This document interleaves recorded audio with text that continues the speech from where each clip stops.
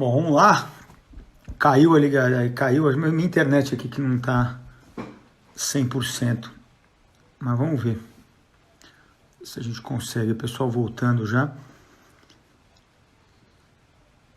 Aí, pronto. O Cabral já está aqui. Se aguenta agora.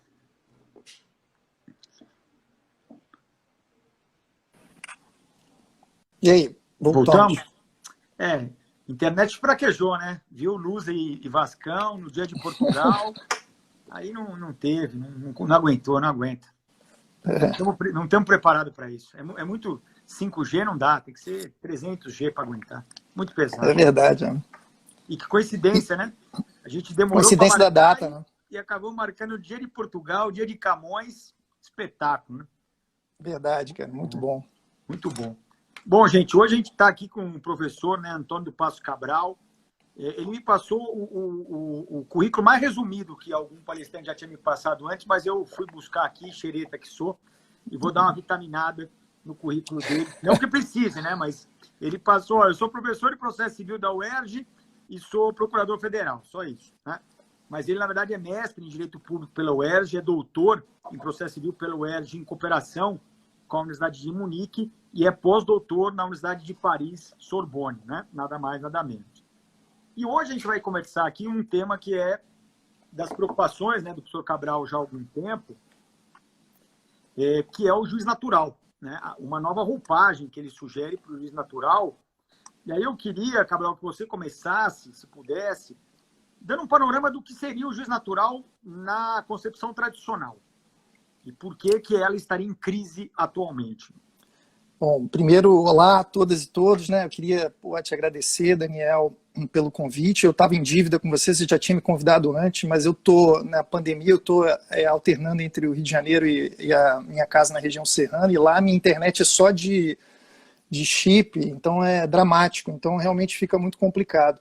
Eu sou um admirador de você, do seu trabalho, eu acho você, além de uma pessoa muito legal, você é um cara que consegue ser uma espécie de um camaleão, né? Porque você consegue fazer trabalhos acadêmicos muito aprofundados, que marcaram época, né? Eu conheci os seus trabalhos pelo teu livro de preclusão para o juiz, e depois você, no doutorado, seguiu desbravando temas muito áridos e sempre com uma perspectiva inovadora, quer dizer, algo que eu prezo muito, e ao mesmo tempo você consegue transitar também, passando mensagens muito densas e sofisticadas numa linguagem mais acessível para um público que talvez não queira se aprofundar tanto no direito processual, mas que está, às vezes, correndo atrás de uma colocação profissional, um cursinho. Então, eu acho que o trabalho que você faz é impressionante. O manual que você tem, o código comentado, enfim, são livros que eu indico e que eu consulto. Então, eu tenho um grande prazer, eu sou um grande admirador do seu trabalho e também dessa sua versatilidade, que é algo que não é simples, né? E muito importante hoje em dia, né? Você é um comunicador também de ideias sofisticadas, então isso é muito bacana. E eu tenho acompanhado, na medida em que o pai de filho pequeno consegue acompanhar as lives às 7 da noite, eu tenho tentado acompanhar as tuas lives nessa época de pandemia, sempre muito boas e tal, então estava em dívida com você e foi especial que a gente tenha conseguido fazer isso nesse dia, né? Muito bem.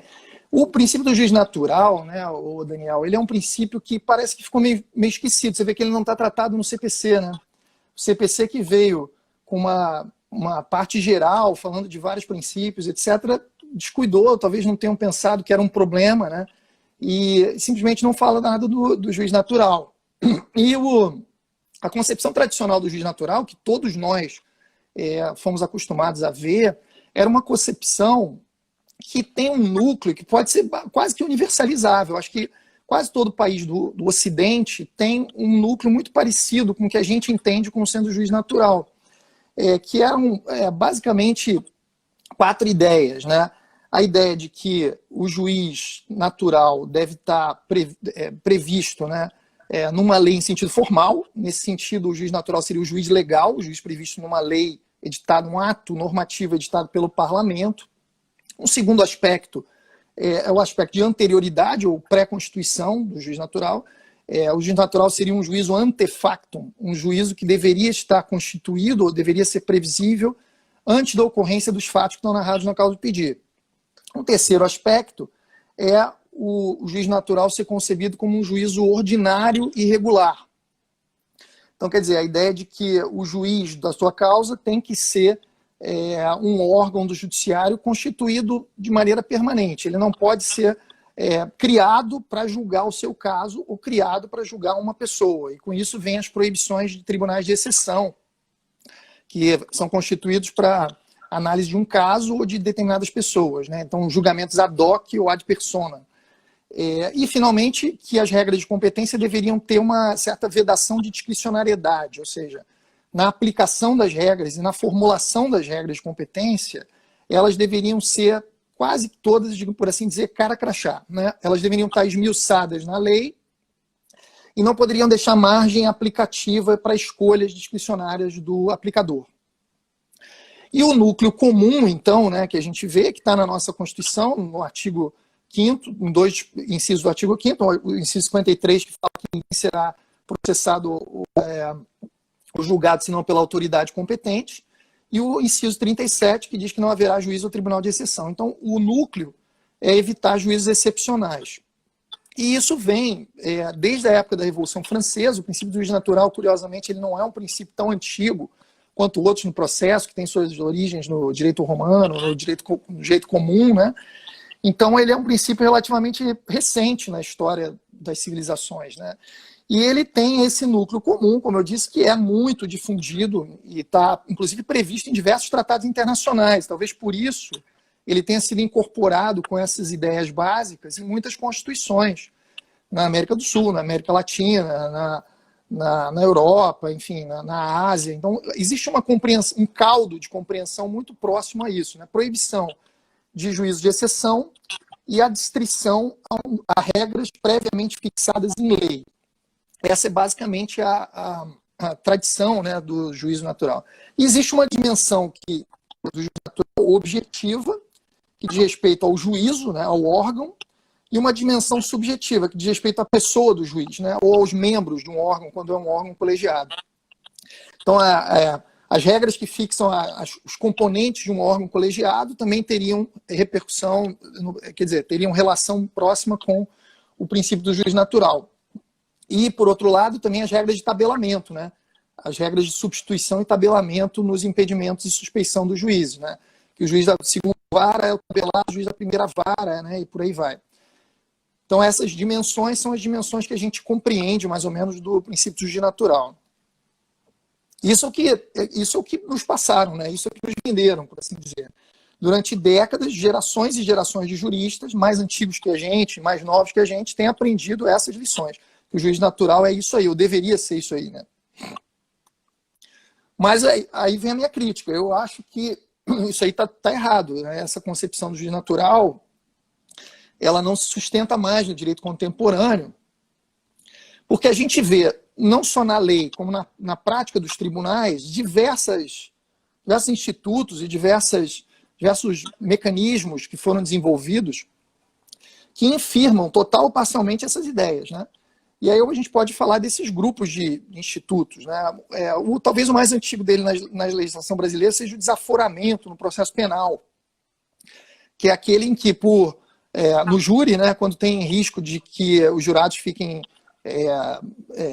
tenham a sua imparcialidade questionada diante de um crime muito bárbaro, que pode chocar aquela comunidade, às vezes numa cidade pequena, em que as pessoas se conhecem, e tal, você pode desaforar, tirar aquele julgamento do júri dali e levar para uma capital regional ou para a capital do estado.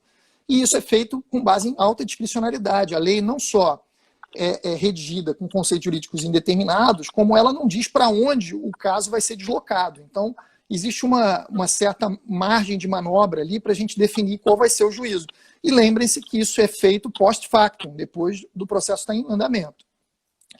Além disso, existe na legislação brasileira 2 incidentes de deslocamento de competência.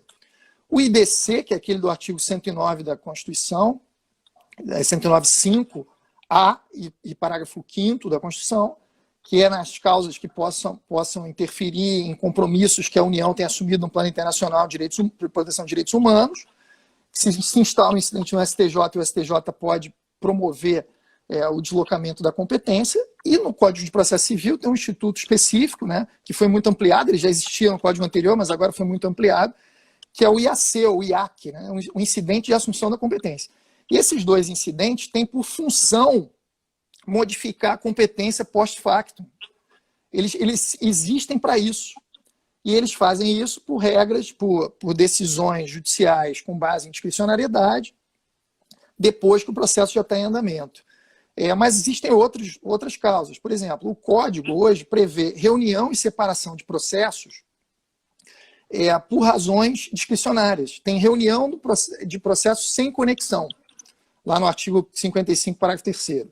E o STJ recentemente disse que isso se aplica também para separação de processos, por conveniência, que é algo que existe também no processo penal. Várias vezes a gente vê isso, principalmente naqueles casos em que tem competência originária por prerrogativa de função, em que os tribunais do STF até os tribunais de apelação desmembram. Quando um processo é muito grande, tem muitos réus, eles desmembram, deixam ali só aqueles que têm prerrogativa de foro e devolvem para as instâncias. Às vezes vai pingando, né? Quem tem foro no STJ fica no STJ e vai até a primeira instância, repartindo, desmembrando os processos. No CPC, a gente tem também a escolha da causa piloto nos incidentes de processos repetitivos, que é aquele ato pelo qual o órgão julgador de processos repetitivos escolhe as causas que vão servir como paradigma para entender a questão comum. E a partir desse momento ele afeta duas ou mais causas, né, no mínimo duas, mas duas ou mais, ele afeta, e isso faz com que esses processos tenham a sua competência alterada, como acontece no IAC, no IAC. Um processo que estava, às vezes, tramitando numa turma ou câmara do TJ ou do TRF, vai para uma seção, ou vai para um grupo de câmaras, ou vai para o órgão especial, a depender do órgão que no regimento fixou que vai apreciar o IRDR, né, ou IAC. Isso faz com que exista uma alteração da competência para julgamento desses recursos ou ações originárias por razões discricionárias. Por que eu vou escolher o meu processo e não o do Daniel Neves? Né, então, isso é algo que também não está sendo muito bem percebido pelas pessoas no novo Código. Agora, existem também práticas dos tribunais que implicam, de certa maneira, em modificação dessas lógicas, daqueles pilares do juiz natural. Veja, por exemplo, que os tribunais há muito tempo fazem aqueles auxílios e mutirões, às vezes até o juiz ganha um capilé, ele entra lá numa lista de auxílio e ele recebe, sei lá, 30 sentenças para sentenciar, porque tem uma vara que explodiu, está cheia de processo, o tribunal determina lá um auxílio àquela vara, temporário, e aí os juízes que estão nessas listas de auxílio se inscrevem e recebem processos para sentenciar, às vezes. Então, quer dizer, às vezes até o ato sentencial é feito por um juiz que não é o juiz da vara, né? Não é o juízo da vara. E como é que essa escolha é feita? Ninguém sabe. Né? Às vezes parece que jogaram os processos para cima, o que caiu para cá vai para o Antônio Cabral, o que caiu para cá vai para o Daniel Neves. Como é que o processo número tal da vara vai para o Antônio, o processo número X vai para o Daniel, o processo número Y vai para outro colega? Né? Essa escolha é completamente discricionária. E mais, como é que é feita a seleção dos juízes que vão prestar esse auxílio? Né? Isso é feito por sorteio, isso é feito de maneira aleatória, ninguém sabe. As regras dos tribunais que fixam isso são altamente discricionárias e às vezes dizem assim, a presidência, a corregedoria escolherá. Pronto, só isso. Né? E nesses mutirões de auxílio, etc., como eu falei, eles existem para a prática de diversos atos. Alguns que tocam mais intensamente o exercício da jurisdição, como a sentença, e outros que tocam um pouco menos, mas também são atos jurisdicionais, presidência de audiência de conciliação e tudo mais. Outra prática muito comum há muitos anos são as convocações de juízes e desembargadores nos tribunais. Né? O desembargador vai sair de férias, ele convoca um juiz de primeira instância. Como é que isso é feito? Publica-se um edital, normalmente a escolha é feita no amor. Né? O cara escolhe alguém que ele tem afinidade, que ele sabe que é um juiz trabalhador, que ele sabe que é um cara, sei lá, que tem afinidade ideológica com as posições que ele segue. No criminal, vou botar aqui um cara que seja, sei lá, rigoroso, né? Ou então aquele cara que é limpador de vara, né? O cara que limpa a vara e, portanto, eu quero que ele me substitua, para quando eu voltar eu não tenha um acervo acumulado. Então, essas convocações alteram a composição das câmaras e turmas nos julgamentos colegiados, e isso é um componente do juiz natural. Existem em muitos tribunais as chamadas câmaras de férias. né, que são órgãos que, por definição, têm composição temporária. Não são órgãos, portanto, permanentes, regulares. Né? Depois que a emenda constitucional 45 de 2004 acabou com as férias coletivas, o judiciário tem que continuar funcionando em janeiro e julho.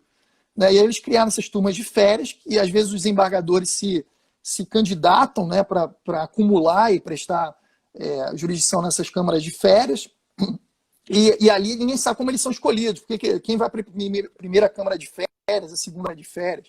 Né? Então também há uma discricionariedade muito grande. E também a gente não pode esquecer que existe um princípio irmão do juiz natural, que é o princípio do promotor natural. A tese deveria exigir essas mesmas questões de previsão em lei, anterioridade, ausência de discricionariedade e excepcionalidade para atribuição de causas aos promotores e procuradores. Mas a gente vê constantemente equipes conjuntas de investigação, eu mesmo já integrei uma no Ministério Federal, e forças-tarefa. As forças-tarefa e as equipes conjuntas de investigação, eles vão atuar num caso, né, não tem, essas forças-tarefas e equipes conjuntas não têm existência regular, elas têm vigência temporária, podem ser extintas, e às vezes são a termo, né, são por prazo fixo, e elas funcionam com integrantes que não foram aleatoriamente escolhidos por uma distribuição, entendeu? Toda aquela lógica que a gente imagina de escolha do promotor natural. Então, vejam, a gente podia também acrescentar a isso, né, um último grupo de institutos que eu acho que vale a pena lembrar, que também vem, né, no sistema para questionar a ideia de que só norma legislada pode regrar competência. Né? A gente vê hoje constantemente regras administrativas, resoluções, portaria dos tribunais, definindo competência. Isso é feito na tarefa de administração judiciária, né? Que os tribunais criam varas, às vezes especializam varas na matéria, ou vão tentando criar subespecializações para melhorar a prestação jurisdicional, e fazem isso por resolução ou portaria. E muitas vezes essas portarias e resoluções determinam a redistribuição de processos, de varas onde eles já estavam tramitando, contrariamente à regra da perpetuação da competência, né, que está na nossa legislação há muito tempo, e que diz que essa alteração automática só aconteceria quando houvesse supressão de órgão jurisdicional ou alteração da competência e razão da matéria. Mas, veja, se você não muda a competência e razão da matéria, por exemplo, você tem 2 varas de improbidade administrativa, cria uma terceira dentro da mesma especialidade, ela deveria começar zerada, não deveria ter redistribuição de acervo. Mas, logicamente, dentro de uma ideia de especialização e organização judiciária, isso não faz sentido. Você só está criando uma mais porque você verificou que as outras 2 estão assoberbadas e você quer dividir o acervo. Né? Mas vá lá, isso podia ser feito por computador, né, por aquelas regras de compensação, na medida em que os processos fossem chegando. Né? Essa recebia 5, as outras recebiam 1, até que os acervos fossem equalizados. Mas, normalmente, as resoluções e portarias dos tribunais determinam redistribuição. Hoje, a gente tem também, com a emergência das convenções processuais, uma possibilidade muito grande de negociar sobre a competência. Né? Ou seja, regras de competência podem estar em negócios processuais. Então, a fonte da norma processual de competência deixou de ser apenas a lei, em sentido formal, um ato do parlamento, e passou a poder ser convenção processual, negócio das partes, ou regra de natureza administrativa. E isso, inclusive, é feito por decisão administrativa. Tem um artigo do CPC que está passando fora do radar do pessoal, que é o artigo 235, que ele vai dizer que quando o juiz demora muito para decidir um processo, as partes podem reclamar na corregedoria ou no CNJ. E a corregedoria do tribunal, o CNJ, podem dar um prazo para o juiz. Então vem uma decisão administrativa determinando um prazo para o juiz decidir, interferindo na atividade jurisdicional, que é um negócio interessante, estranho, né, mas interessante. E aí, se o juiz não cumprir, o que se diz lá é que o órgão disciplinar, seja ele o CNJ ou a corregedoria do próprio tribunal, podem mandar que o processo vá para o tabelar. Né? Então, existe uma alteração aí naquele componente subjetivo e natural que é operada por uma decisão de natureza administrativa. Né? Então, veja, Daniel, como todas aquelas características tradicionais do juiz natural parecem ser infirmadas por tudo isso que a gente está falando. E aí só tem 3 alternativas. Ou a gente vai dizer que o juiz natural acabou, não existe mais o princípio, porque ele não protege aquilo que ele deveria proteger. Ou tudo isso que a gente listou aqui é inconstitucional. Turma de férias é inconstitucional, força-tarefa é inconstitucional, mutirão para sentença é inconstitucional. E a gente viu que não tem nenhum desses institutos que eu listei aqui, sejam eles previstos em lei, sejam práticas dos tribunais, que não tenham sido reconhecidos como constitucionais pelo Supremo. Inclusive, o Supremo e o STJ consideram que órgãos colegiados que são compostos majoritariamente por juízes convocados, suas decisões são válidas, não tem nenhuma ofensa ao juiz natural. Então, vejam como isso acontece. Então, não é inconstitucional e o juiz natural acabou. Ou então, uma terceira opção, que é a que eu defendo, que a gente tem que ressignificar o juiz natural, a gente tem que reinterpretar o juiz natural, para enxergar o que ele efetivamente protege a gente hoje. Se é que ele protege a gente de alguma coisa, não é aquilo que nos diziam tradicionalmente que ele protege. Isso é uma coisa muito urgente, né, da gente fazer. Né? E eu procuro redefinir o juiz natural na base de características que eu acho que a norma de competência tem que ter e características que eu acho que o procedimento para a definição da competência tem que ter. Para mim, a norma de competência tem que ter três características. A habilidade, quer dizer, ela tem que ser a competência fixada com base em parâmetros objetivos, para evitar o subjetivismo, né? Para evitar que você possa manipular as regras de competência com base em critérios muito amplos ou pouco detalhados, né? Ou que você não possa aferir corretamente. Note que objetividade não quer dizer necessariamente aleatoriedade. Eu acho que essa foi uma opção, inclusive, do CPC muito ruim. Acho que é o artigo 285, que fala que a competência era fixada por sorteio eletrônico, né? Sorteio feito por computador. Como se isso garantisse a objetividade da distribuição. E a gente já tem comprovação. Aqui no Rio de Janeiro tem também um escândalo, há muito tempo atrás, que se descobriu que o sistema eletrônico estava sendo fraudado para direcionar certos processos para determinados juízes, julgadores, né, primeira e segunda instância. Em 2015 ou 2016, mais ou menos, pesquisadores da FGV foram ao Supremo e pediram para que o Supremo revelasse o algoritmo que o seu sistema eletrônico usava, né, para distribuir processos para um outro ministro. E o Supremo Tribunal Federal negou a revelação do algoritmo. Então, como é que a gente sabe mesmo que está sendo respeitada a objetividade por esse sorteio eletrônico aleatório, né? Em muitos países não é feita aleatoriedade, né? Na Alemanha, por exemplo, eles usam um sistema que eles chamam de sistema da rotação, que é pelo patronímico. É publicado pro patronímico do autor. Então é publicada uma lista anual de juízes, as câmaras onde eles estão julgando e as especialidades. Então tem lá um cara que julga despejo, tá? Tem dois juízes que julgam despejo. Aí vai estar lá, olha, da letra A do sobrenome até a letra J é o juiz 1.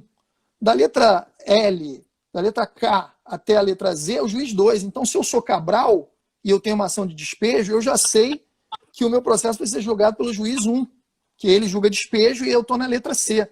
Vejam que não é sorteio, não é aleatório e, ao mesmo tempo, é objetivo. A segunda característica, além da objetividade, seria a impessoalidade, que é a ideia de vedação de manipulação à luz do sujeito envolvido. Quer dizer, eu vou te julgar sem olhar a tua cara, sem saber se eu estou julgando fulaninho de tal ou se eu estou julgando o Beltrano. Então, para evitar a manipulação ad persona. A terceira regra é a invariância, que é a ideia de que casos similares têm que ter regras de competência que se apliquem de forma invariante, se apliquem de forma constante, até por uma questão de previsibilidade. Isso encaixa totalmente com o sistema do CPC, quando a gente vê precedentes, né, que querem justamente dar essa generalização de uma ratio, né, generalização de critérios para casos em que as mesmas circunstâncias sejam análogas. Então, essas são as três características que eu acho que o juiz natural protege. A norma de competência deve ser objetiva, impessoal e invariante.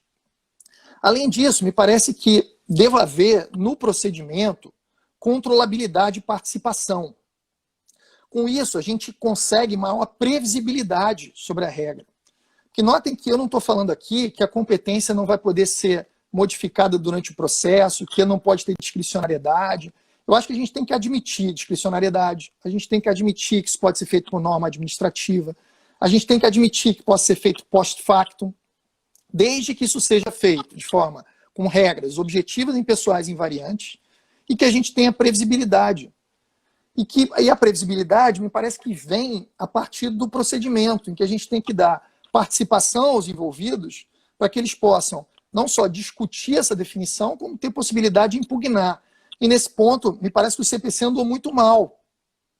Porque se você for olhar a redação tradicional, a redação original do CPC, uma interpretação literal, no rol do agravo não tinha lá impugnação para a decisão que decide sobre a competência. Isso veio pela interpretação do STJ, que liberou geral o agravo. Além disso, restringiu-se a participação no conflito de competência. Tirou, antigamente, o conflito sem participação da MP, agora não tem mais.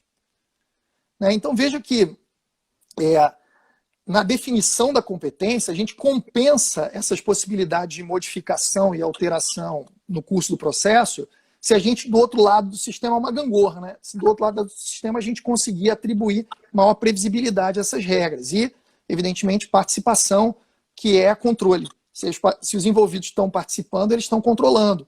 E eles vão poder decidir isso. Eu me esqueci de uma outra questão bem interessante, Daniel, que eu acho que você percebeu, você tem texto sobre competência, que é aquela possibilidade do relator do conflito de competência, na pendência do conflito, definir qual vai ser o juízo que vai decidir as medidas urgentes. Isso, historicamente, era uma festa. Sempre foi feito sem nenhuma justificativa, sem apontar um critério.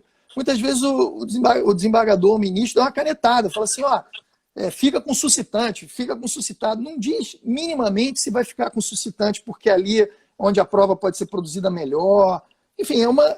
E vejam, também a fixação de competência precária, discricionária, quer dizer, é uma fixação de competência temporária, de maneira discricionária, feita post-facto, e ninguém dizia que isso violava o juízo natural. E, Cabral, a solução seria você reestruturar todo o sistema de competência? Bom, então, assim, essa é uma ideia que eu proponho, né, para a gente reinterpretar o juízo natural. E a partir dessa ideia, a gente consegue fazer diversas sugestões para o sistema de competências. Né? O sistema de competências hoje, eu queria até ouvir a tua opinião. O sistema de competências hoje me parece preso ainda a alguns pilares que são alguns do século XIX e outros do século passado. O sistema de competências do CPC, anterior ao CPC, por exemplo, né, ele era baseado numa ideia de rigidez formal, legalidade estrita, e duas características básicas que eu costumo salientar para mostrar como elas não fazem sentido hoje em dia. Uma delas é territorialidade, a ideia de que o juiz ele trabalha num recorte espacial, né? Como se o juiz estivesse apegado a um latifúndio, né? E ali ele é o senhor, é uma coisa bem feudal, né? Ele tem que ter um recorte de terra onde ele possa exercer seus poderes. Isso leva até hoje à incompreensão sobre efeitos de decisão judicial. A gente vê hoje ainda o Supremo tentando rediscutir a questão dos efeitos territoriais das decisões em ação coletiva. É a mesma lógica, é pensar que a jurisdição está presa a um pedaço de terra. E o segundo pilar é a exclusividade no exercício da jurisdição. Né? A ideia de que a gente tem, muitas vezes ela é velada, ela é passada para a gente ainda de forma subliminar, assim, né? De que uma vez acessado um juízo, definida a competência, aquele juízo é o competente para todos os atos processuais do início ao fim do arco do procedimento. Não haveria possibilidade de uma combinação de competências. Né? Veja que isso acontece mesmo nas hipóteses em que há competência concorrente prevista na lei. Né? A partir do momento que o autor escolheu um dos foros concorrentemente competentes, existe o que se chama de concentração da competência. Né? E a partir daquele momento, aquele juízo é o competente, ponto final. Veja que isso não faz muito sentido. Vamos pegar a territorialidade. Territorialidade hoje, em 2020, com processo eletrônico, faz o menor sentido. É uma piada. Os juízes hoje podem praticar atos jurisdicionais do exterior. iria estar revelando isso, na pandemia de Covid-19, está revelando que os atos jurisdicionais não precisam ser na sede do juízo. Né? O juiz está na sua casa, como a gente está agora, conduzindo uma audiência. Isso tem acontecido no Brasil, e não é nenhum assombro. Está todo mundo achando isso legal. Mas como é que a gente pode abrir lá os manuais todos e sair dessa ideia de territorialidade ainda hoje? Isso não faz mais sentido. Existem órgãos jurisdicionais em alguns TJs no Brasil que não têm sede física. Eles são só uma gaveta no sistema de computador para que possa ter atribuição de processo. São órgãos de auxílio, de auxiliares, varas de substituição. Então, hoje, isso tem que ser destacado da ideia de territorialidade. Né? E o sistema do CPC, ele trouxe um rompimento com aquela rigidez, aquela legalidade em vários pontos. E trouxe também um rompimento com a ideia de exclusividade do exercício das competências. Né? Eu vou enumerar rapidamente algumas coisas que o sistema novo trouxe. Por exemplo, em relação à inflexibilidade, o sistema hoje é muito mais flexível do que era antes. O artigo 240 do Código diz que a citação válida, mesmo sendo determinada pelo juízo incompetente, produz todos aqueles efeitos lá de induzir litispendência, tornar litigiosa.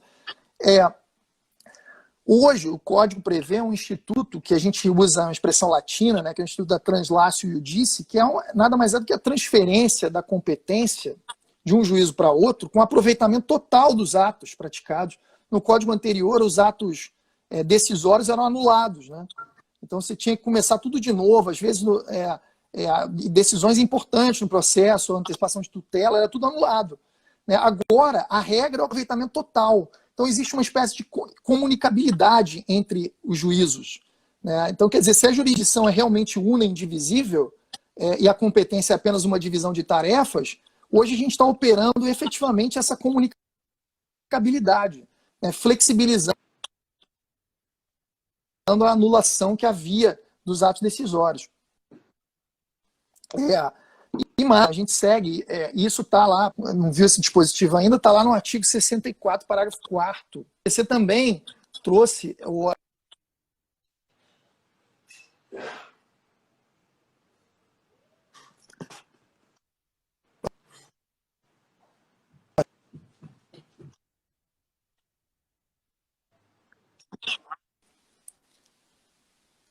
opções negociais do executado, né? A internet está daquele jeito. A gente tinha que ajuizar a execução. Travou,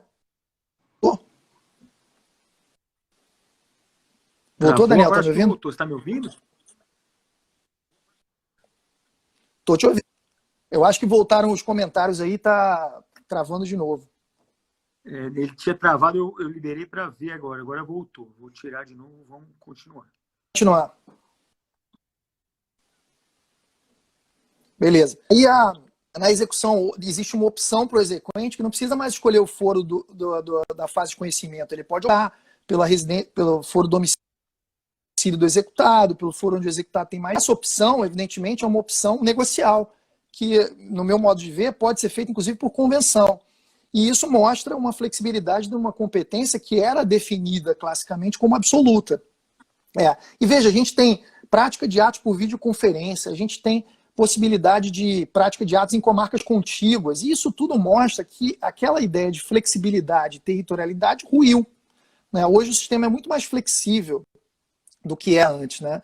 E um ponto em que o sistema quebrou aquela lógica de exclusividade no exercício é o ponto da cooperação judiciária. Né?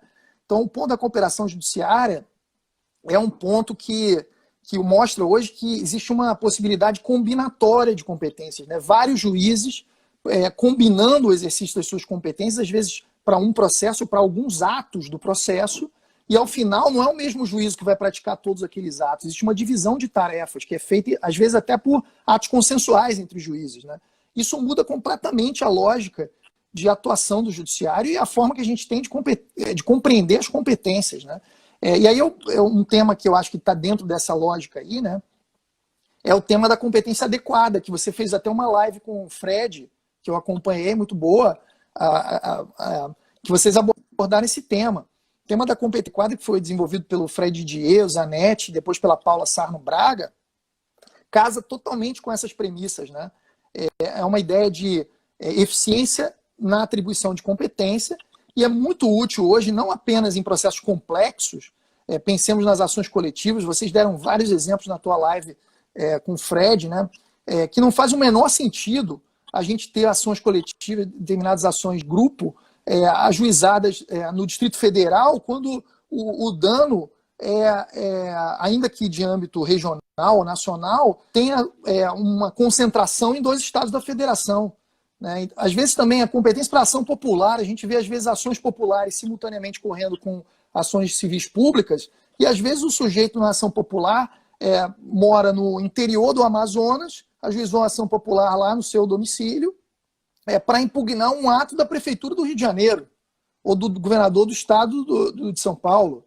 Né? Então, até que ponto isso não poderia ser controlado? Né? A tramitação de um processo desse é mais adequada que seja ela conduzida por um juiz do estado de São Paulo ou pelo juiz do interior do Amazonas. Então, a gente tem que botar o dedo nessa ferida e perceber que hoje a atribuição de competência ela não pode ser mais cara crachá num sistema tão complexo como esse.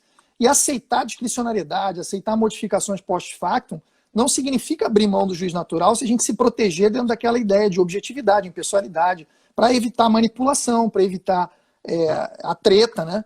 Para evitar ilegalidade, mas ao mesmo tempo fazer um juízo de onde o processo pode ser julgado melhor.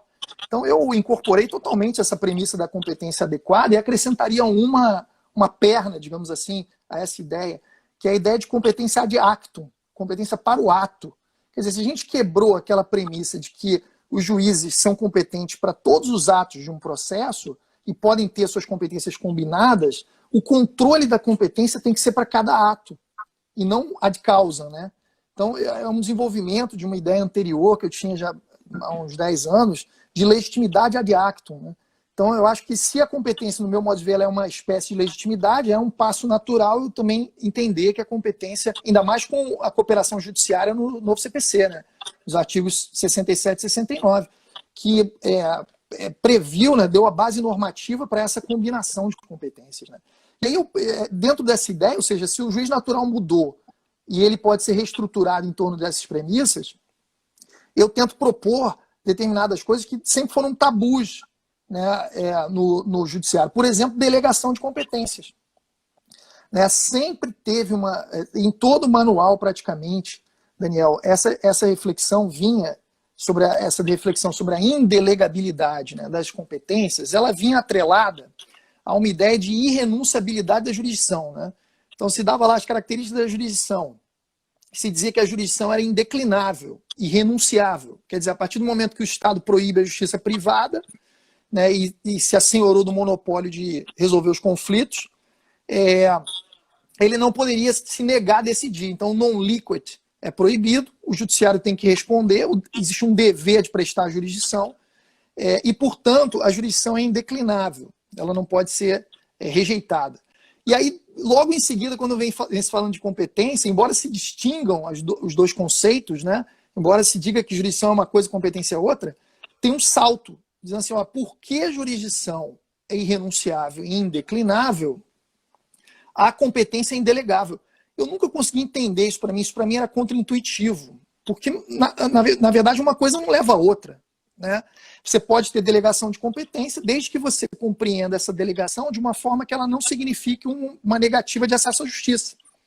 Se a delegação não significar uma negativa de acesso à justiça, e se os juízes retiverem, por assim dizer, jurisdição, eles continuam, apesar de delegando a sua competência para alguém, eles continuam exercendo jurisdição, no meu modo de ver, não haveria nenhum problema em termos de admitirmos a delegação de competência. E eu tenho defendido isso pelo seguinte, não é a competência em si, é só o exercício da competência. O juiz mantém a competência, tanto é que ele pode revogar a delegação. Então ele delegou o exercício da prática de um ato. Se ele achar que aquele exercício não está sendo eficiente pelo delegatário, ele revoga a delegação e pratica ele mesmo. Dou um exemplo, todo mundo conhece esse exemplo, carta precatória. Carta precatória proibitiva de testemunha. Se o juiz deprecado demora muito para marcar audiência proibitiva de testemunha, o juiz deprecante manda recolher a carta, revoga a delegação e pratica o ato por videoconferência. Isso mostra que você não perde a competência para praticar o ato, tanto que você pode revogar. E, além disso, os atos do delegatário são totalmente controlados, né? O delegatário está subordinado à fiscalização do delegante. E aí vem o meu segundo argumento. Quando há delegação de competência, me parece que o judiciário não perde o exercício da jurisdição, mas aí ele exerce uma função jurisdicional diferente, que é uma função de supervisão. Então, me parece que a supervisão jurisdicional é uma função jurisdicional contemporânea, que a gente tem que reconhecer que ela existe, e ela é um sucedâneo da delegação de competência. E aí o sistema fecha. Quer dizer, se eu digo que o juiz, ao delegar a competência, ele não perde a competência, só perdeu o exercício, então ele continua competente. E ele tem que fiscalizar e supervisionar. E a supervisão é uma atividade jurisdicional, não tem negativa de jurisdição. Não existe negativa de acesso à justiça. Pelo contrário, o que está pretendendo com a delegação de competência é que o acesso à justiça seja concedido numa versão ótima, por assim dizer, né? Que o exercício da jurisdição, nessa forma de delegação de atos, combinação de atos, seja mais eficiente do que seria se o juízo não tivesse feito a delegação. E aí o pessoal pode estar achando estranho, né? Delegação de competência, um troço que a gente não foi acostumado a pensar. E se você vai para a legislação, você vê diversas hipóteses em que a nossa legislação da Constituição, a legislação ordinária, prevê delegação de competência. A própria Constituição, o artigo 102, inciso 1, prevê no inciso, sei lá, L, que o STF pode delegar a competência para a execução dos seus julgados. E a delegação para outros muitos atos está no regimento interno do Supremo, então não é só para execução, né? As cartas precatórias, as cartas de ordem, são um grande exemplo, eu já dei exemplo aqui, de delegação de atos. Existe também no processo penal a transferência internacional de processo, transferência do Estado brasileiro para outro, ou de outro Estado soberano para o Brasil, né, que é uma renúncia à jurisdição. Isso está previsto em diversos tratados, teve inclusive recentemente defendida na USP pelo colega do MPF, o Andrei Mendonça, que é um processual penalista, uma tese de doutorado sobre esse tema. Então, isso autoriza também a transferência de competência. O artigo 972 do CPC prevê a do relator na ação rescisória delegar a competência para a instrução. O CPC prevê uma série de normas para delegação de atos, inclusive de gestão de bens penhorados, para administradores. Isso está desde o capítulo ali dos auxiliares da justiça, 151 e seguinte, até lá na execução. Aliás, a execução é um prato cheio para quem quer ver delegação de competência, para o administrador, para o liquidante, o interventor naquela intervenção judicial, que existe direito econômico, em empresas, etc., inclusive para órgãos não jurídicos.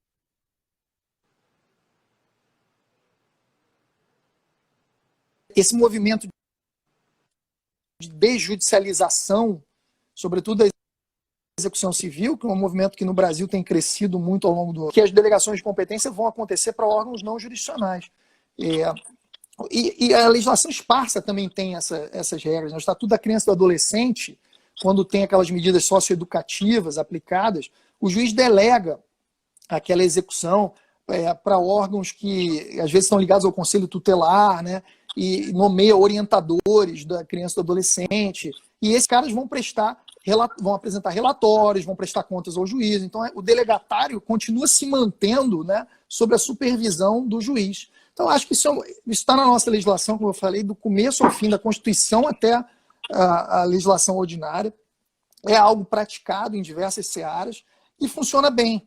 Então é só a gente compreender que dentro dessas premissas que eu trabalhei, né, quer dizer, se a gente reformula o juiz natural, e se a gente consegue compreender que o sistema CPC é um sistema que mudou para gerar mais flexibilidade, mais coordenação e combinação de competências, a gente consegue limpar as objeções que havia para que tudo isso possa ser implementado no Brasil. E a gente vê a utilidade disso em diversos processos onde o juiz talvez não seja a melhor sede, não seja o melhor sujeito para praticar determinados atos, né? E aí ele mantém o controle, e evidentemente, por exemplo, se ele nomeia um interventor, um administrador, os atos desse interventor podem depois ser questionados, então a cognição é devolvida para o juiz para que ele possa controlar, enfim, as partes não vão perder o seu direito a um juiz, né? Eu acho que assim, a gente quando começa a desconstruir um troço que está muito arraigado, é sempre um pouco difícil. Muitas vezes a pessoa me ouve falar sobre isso e fala, não, peraí, isso não dá. Mas aí você começa a enumerar tudo que já existe, é praticado no Brasil, aí começa a cair a ficha, falou, peraí, realmente, o juiz natural não existe mais, ou então a gente tem que repensar esse tema. E as repercussões no campo da competência são muito intensas, né? Muito intensas. E eu acho que tudo isso, o que eu procuro fazer é tentar reunir isso dentro de uma concepção unitária, tentando dar uma sistematicidade para esses temas de cooperação judiciária, de delegação de competências, etc., que eram temas que não estavam na nossa agenda porque talvez a gente não tivesse descortinado essa defasagem na compreensão do juiz natural. Uma vez que isso é feito, acho que fica muito mais fácil a gente compreender e aceitar essas consequências, né? Concordando ou não com elas, elas estão aí.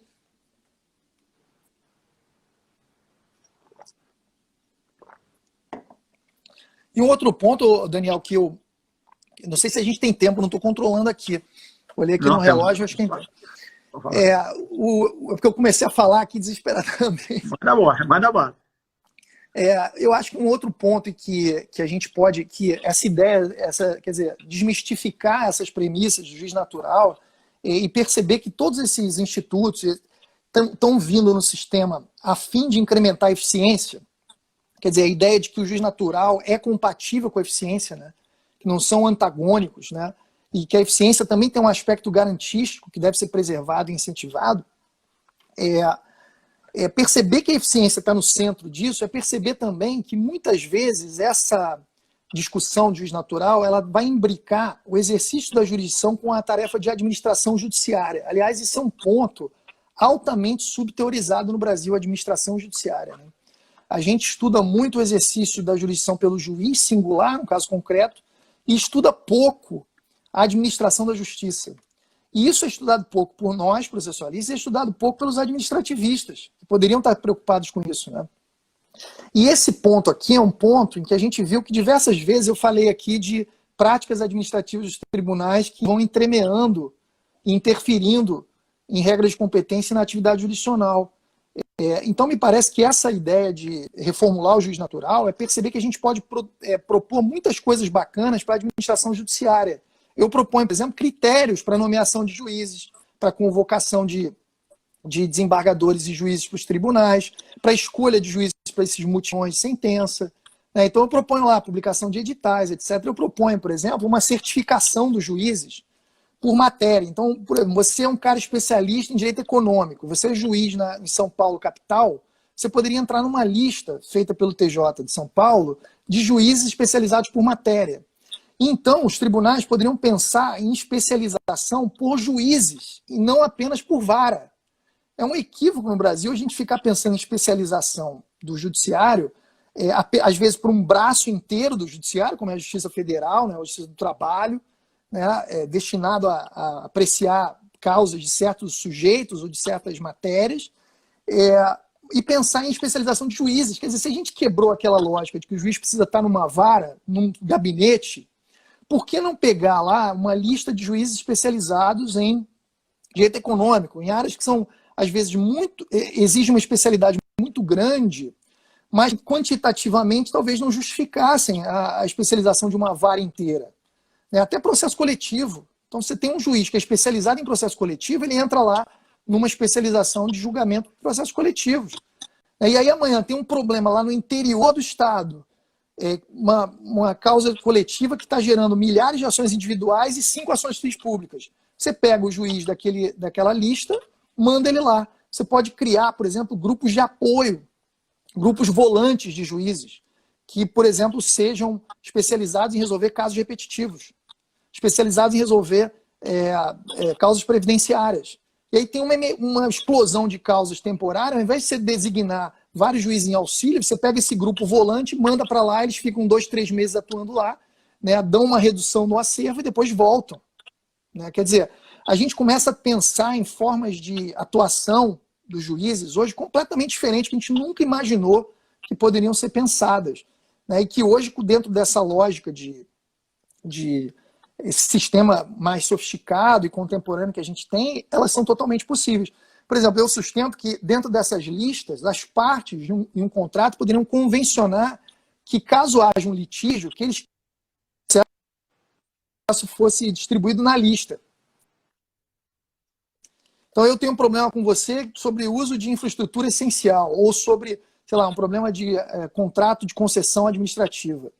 E aí o concessionário e o poder concedente, por um negócio processual, convencionamos que caso tenha um litígio para resolver aquele contrato de concessão, que nós queremos que esse processo seja distribuído para os juízes que estão na lista dos juízes especializados em direito administrativo e regulatório. Veja, uma convenção processual que permitiria respeito àquela ideia de objetividade, impessoalidade, porque dentro da lista você pode sortear até, então não tem direcionamento, manipulação, mas que você percebe que hoje o juiz natural tem que ter um componente desse de especialidade. E que a gente pode pensar em muitas outras formas de especialidade que não estão sendo estudadas no Brasil. Dentre elas, essas formas de especialização focada nos magistrados, e não apenas nos órgãos, né? Enfim.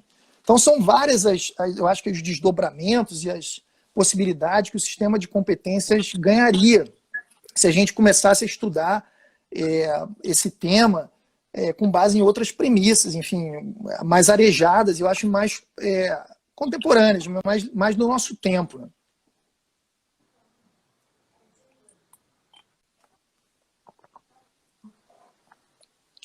Interessante essa questão da escolha pela especialização, que às vezes você acaba fazendo, né?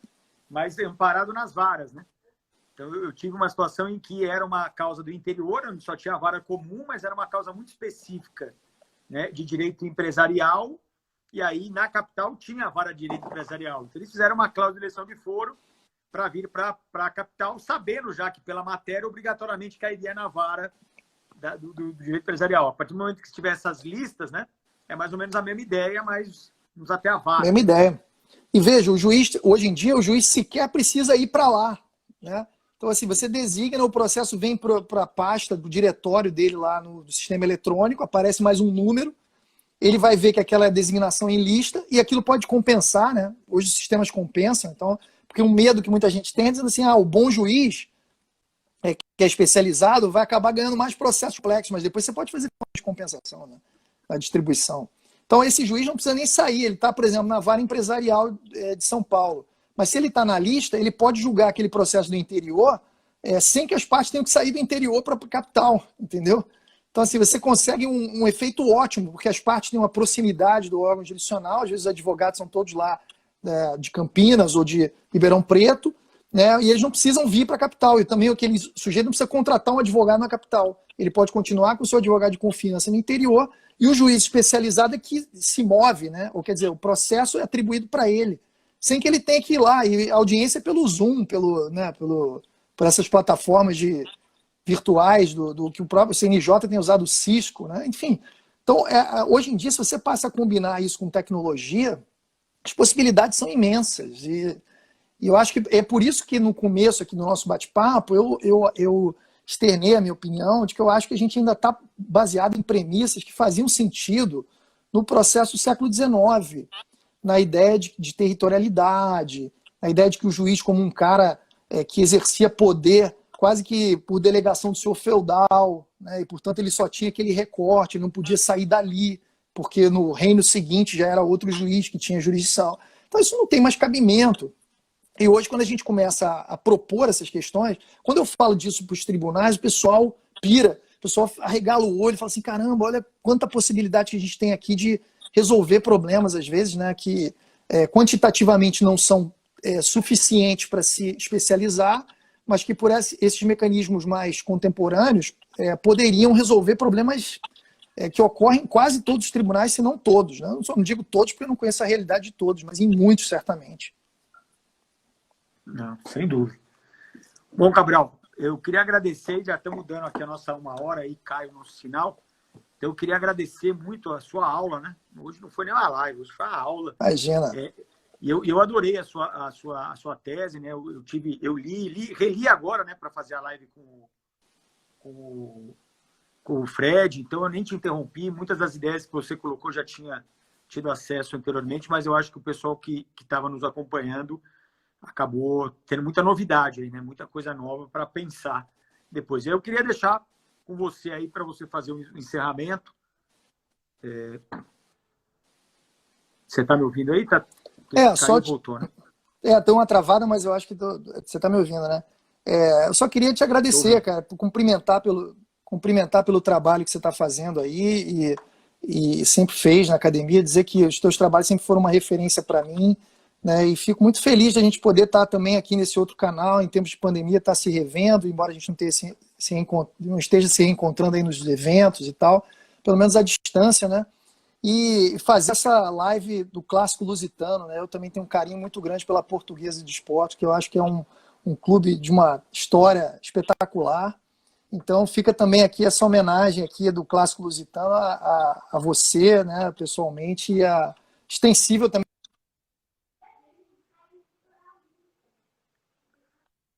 E que algumas dessas ideias possam inspirar as pessoas sobre esse tema do juiz natural e da competência, que foi muito modificado, embora o código não tenha dado talvez essa sistematização. É isso, um abraço e conte sempre comigo. Ô, Cabral, obrigado. Obrigado pela participação, obrigado pelas palavras. Eu te admiro demais. Eu acho que você, dessa geração, é um dos mais estudiosos, né? A ponto de sugerir coisas que são construções muito sólidas, mas que, de fato, se você simplesmente falar a ideia, a pessoa já fala: ah, meu Deus do céu, os caras piraram, estão tudo louco, isso aí não tem jeito não, que trem difícil é esse? E aí fala: não, peraí, vamos conversar aqui. Tem isso, tem isso, tem isso. Aí vai construindo, aí fala: olha, não era tão louco assim e tal. Eu acho isso muito interessante. E para encerrar aqui a nossa live diferenciada, vamos encerrar aqui ao som do hino de Portugal. Dá dando para ouvir ou não? Tá, tanto, né? Sabe que a introdução do hino de Portugal é a primeira estrofe do hino do Vasco, né?